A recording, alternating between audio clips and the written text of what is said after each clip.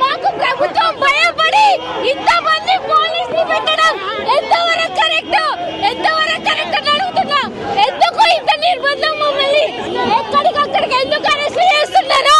Government ఎందుకు అంత భయపడేది ఉంటే మా హామీలు నెరవేర్చండి.